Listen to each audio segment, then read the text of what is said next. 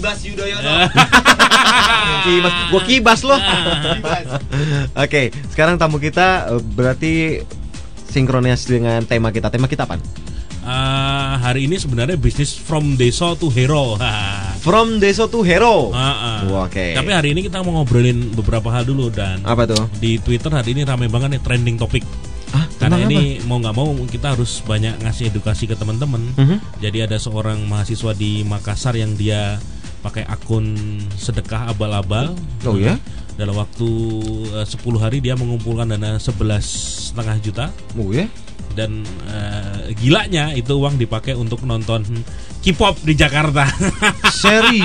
Serius muncul di banyak media online tadi dan anak ini dibully habis-habisan karena jadi ini kronologisnya anak itu namanya Eki. Jadi awal bulan lalu dia sempat mention aku nanya, gitu? Mas kalau mau jadi kurir sedekah rombongan di Takalar gimana? Takalar tuh Sulawesi Selatan, daerah Makassar sana. Aku jawab ya hubungi kurir kita yang sudah terakreditasi. Ada di sana kita pastilah ya, itu benar ya, bukan betul. Nonton K-pop ya. Tapi ternyata dia tidak menghubunginya, malah bikin akun sendiri namanya @pejuangsedekah. Dan dari situ dia menghimpun dana dari foto nggak tahu dicomot dari mana tentang bayi yang sakit hidrosefalus. Setelah, kebetulan ada teman kita yang di wartawan juga di Jakarta yang ikut membredeli itu. Jadi dalam 3 hari ini terkuak bahwa dana itu ternyata dikumpulkan dan dipakai untuk nonton K-pop. Memalukan sekali kan. Jadi kalian kalau mau cari searching coba deh lihat di Twitter yang heboh hari ini. Ternyata ada ya anak-anak seperti itu, mahasiswa. Ya Allah, ini tuh amanah orang banyak sedekah oleh karena kredibilitasnya nggak tahu. Jadi kalau aku dan teman-teman sedekah rombongan baca ini kaget juga gitu loh. Bagaimana kalau kami kan sudah 2 tahun lebih bergerak di sini dengan data yang lengkap, termasuk kita website juga punya. Nah ini hanya seorang mahasiswa berbekal pakai akun dadakan itu, dia mengarang cerita seindah mungkin dan dapat duit gitu loh. Dan sekarang prosesnya sudah masuk kepolisian di Makassar sana. Ini yang bikin ribet. Oke, yang pasti sudah dapat ganjarannya lah Mas ya. Nah, iya, jadi hati-hati lah. Mau nyari duit itu jadi pengusaha aja loh. Ojo maling-malingan. Yang penting nggak usah halal. nyolong-nyolongan gitu. Kalau mau berani yang penting halal. Nggak harus jadi mahasiswa yang keren, sok gaya, gaul tapi nyolongan ya. Jadi orang deso yang sukses pun ada. Weh, deso tapi luar biasa. Dompetnya kan? kota punya.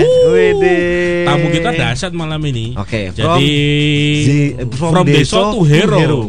Okay. Dari Bantul menjajah seluruh Indonesia. Seluruh Indonesia. Karena dia sekarang sudah diundang ke berbagai kota, dari mulai ngisi seminar, ngisi pendampingan pensiun. Luar biasa. Padahal ya rumahnya mengenai desa sana dan memulai bisnis dari tengah desa juga. Dan rumahnya masih sampai sekarang masih di sana.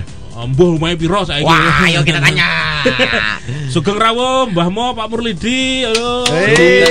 Sugeng dalu. Maju Mbah. Siti ya. Ini adalah tamu kita yang paling muda kan, Cem Muda. Gayanya oldies Jiwanya dong. Oh iya toh badian, gayanya kayak bupati. Persis. Memang pembawaan dari kecil. Asik. Gimana kabarnya, Mbah? Alhamdulillah sehat-sehat. Ini ceria banget kayaknya. Yang pernah ke Jogja paling flashback yang pernah wisata ke Jogja. Jadi bakmi Mbah Mo itu ada di Dusun Code. Kecamatan apa? Code Trirenggo Bantul. Jadi kalau kamu masuk Jalan Perang Tritis, ketemu perempatan Manding yang jualan banyak kulit-kulit itu, kamu masuk kanan. Terus nanti ketemu Ring Road, kamu masuk ke utara terus, masuk desa-desa, Rogapura, kuburan, tabrak pokoknya. Nah itu di tengah desa ada sebuah bakmi Jawa, yaitu cerak kandang sapi, yaitu ujungnya pengkolan ya kuburan, tapi yang makan setiap hari itu selalu penuh sesak. Malam-malam itu parkiran nggak pernah sepi, mobil-mobil mewah pada di sana semua. Dan itu apa sih kok bisa ya hanya dari sebuah bisnis yang asal muasal di desa. Bahkan kalau Pak Renal dulu waktu kita ajak ke sana, Mbak ya, aku pernah ngajak Pak Renal Kasali ke sana, dia gedek-gedek. Di sini ilmu marketing nggak berlaku katanya. Nggak berlaku. Yang apa namanya harga tempat dan lain sebagainya orang berlaku dengan ekonomi mikro makro. Radong itu, padahal dia direktur MMUI ya. Dia bilang di harga di sini mahal ya, tempatnya deso, nggak pernah promosi, nggak ada plang-plang gede, nggak ada pasang baliho, tapi kenapa laris gitu loh. Itu menjadi sebuah pertanyaan yang menarik. Jadi kita mau bertanya kepada masternya, begawannya ini, piye carane Mbah membuat sebuah bisnis yang ada di desa sana tiba-tiba menjadi dikenal banyak orang. Sampai Sumonggo cerita dikit. Siap. Terima kasih. Jadi kalau kita bisnis ya, kita nggak usah memandang itu kota atau desa. Yang paling utama adalah kita punya ilmu keyakinan. Yakin ya, Pak? Ya, yakin bahwa orang hidup ada yang menghidupi kan. Nah ini. Jadi saya yakin dengan ilmu keyakinan saya pasrahlah apa yang saya perbuat selama kita itu bisnis dengan istilahnya spiritual bisnis ya. Bisnis di jalan Allah. Ya. Insya Allah akan selalu membantu. Apalagi kita juga harus menjalankan apa yang diperintahkan Allah dengan benar. Ini apa yang kita minta, alhamdulillah mesti terjadi. Oh ya. Artinya apa? Walaupun kita juga tidak terus kita minta terus datang sehingga kita pasarkan. Tapi prosesnya itu cepat kayak kelihatannya ya. Dikatakan cepat juga tidak. Saya juga berdarah-darah lebih dari 1 tahun. Sempat berdarah toh, Mbak? Iya. Jadi selama setahun itu digebuki terus ya. Karena dari desa ke kota terus hanya masarkan bakmi saya. Itu tahun berapa mulainya, Mbak? Itu saya tahun 86 ya. Wah, dari rong lahir. Belum. Lahir. Belum. 86 sampai 89 saya masarkan. Nggih. Ya. Itu masih sepi sana ya? Dulu belum ada listrik. Innalillahi. Iya, coba. Belum punya parkiran. Tempatnya kandang sapi. Iya, ke tempatnya kandang sapi. Alhamdulillah. Dengan kita yakin bahwa saya harus bisa laku di situ. Padahal kandang sapi dan jualan bakmi. Iya. Yang makan bakmi apa nggak mampu telek sapi, Mbak? Pertama kali kita masih kandang sapi, ada Menteri Sosial. Waktu itu Bu Inten Sweno dan Bu Min Sugandi. Itu orde baru. Beliau datang. Masih ada kandang sapinya waktu itu. Dan makan bakminya. Makan bakmi tempat kita. Nah ini mulailah tempat kita mulai diburu oleh orang-orang yang punya nama. Akhirnya beliau berpesan pada saya, Pak, nggak usah khawatir Pak. Besok kalau saya pulang ke Jakarta, semua teman-teman saya beritahu bahwa di Jogja ada bakmi enak sekali. Bakmi kandang sapi. Hebat nggak? Karena adanya di kandang sapi, di kandang sapi ya. Itu belum pakai nama Mbah Mo. Nah, tahun 86 itu belum. Tahun 86 itu nama belum ada tulisan Mbah Mo.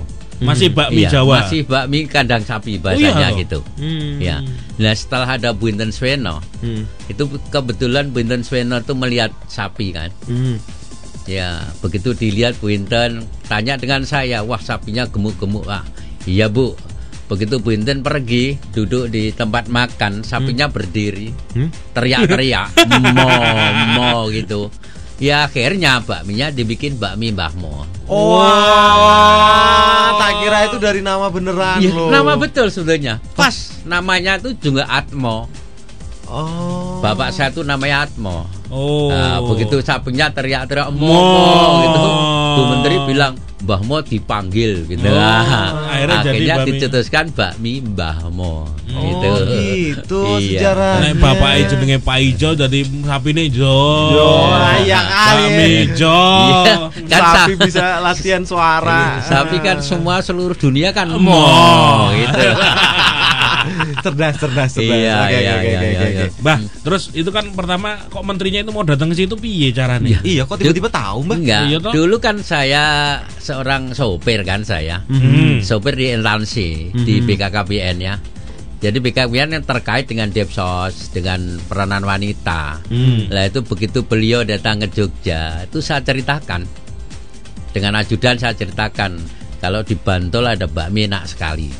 Waktu itu saya nggak cerita bahwa itu bakmi orang tua sendiri. Saya. Iya. Saya antar semua tamu-tamu ke sana. Ya alhamdulillah semua cocok. Ketahuan itu setelah beberapa kali datang baru tahu kalau saya tuh yang tukang punya masaknya. Itu. Jadi awal-awalnya cuma rekomendasi ada bakmi menurut saya sih enak, coba mau dicoba. Wah, ilmu menterinya manut karena dia sopirnya tau. Wah, ini sopirnya wong Jogja asli iki. Wah, ini pasti tahu kuliner ini. Padahal yang punya dia yang masak dia. Wah, ngapusi dia. Ini itu bukan ngapusi, namanya trik pemasakan. Asik. Jadi ilmu pemasaran cara desa. Iya. Ayo ditweet yo. Ditweet yo. Pemasaran cara desa. Iya. Jadi memang enak. Jadi yang namanya keberhasilan pengusaha itu kalau kita banyak silaturahmi, banyak komunitas. Saya kalau sopir kan kenal dengan supir semua pimpinan di Jogja, karena saya sopir Kakanbil. Jadi saya